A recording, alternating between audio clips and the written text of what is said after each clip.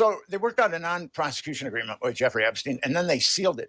Now, there's a law called the Victim Crime Right Act. And according to that law, when victims of crimes get to follow the adjudication of their perpetrator and actually get to confront their perpetrator. But the Department of Justice bypassed all of that and sealed that agreement.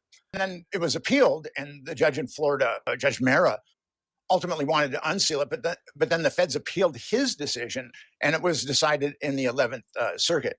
And the 11th Circuit said these documents should be unsealed. And it's a treasure trove. I've got like emails between the Assistant U.S. Attorney Anne-Marie Villafana and Jay Lefkowitz, who's one of Epstein's attorney. The deal that they put together was so dirty. Anne-Marie Villafana, in an email, says to Jay Lefkowitz, there's one magistrate that will sign off on this, and we have to go before him. So they eventually got their magistrate. But what happened with that deal is not only were the victims they weren't given any kind of say into what happened to Jeffrey Epstein, but that document gave blanket immunity to all of Jeffrey Epstein's co-conspirators. Blanket immunity. Everyone. But did they didn't name them, did they? They named a number of them.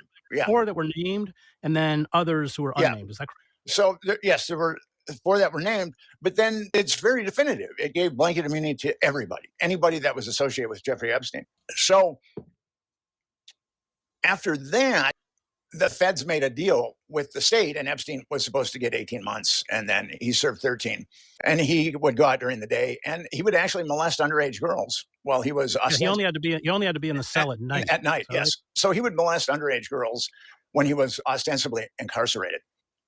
That deal is so dirty. And then Alexander Acosta was the U.S. attorney for the Southern District. He was getting vetted by the Trump administration as labor secretary. And he was asked, why did you go so light on Epstein? And he said, I was told that Jeffrey Epstein was intelligence, and I had to stand down. It was above my pay grade.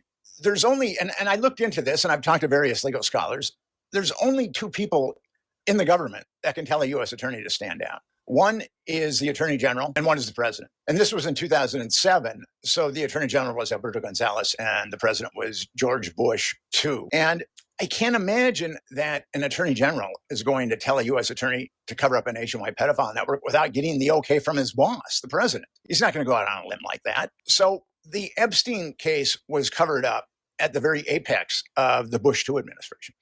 And then the Obama administration continued to cover up, in the Biden administration, and also the Trump administration.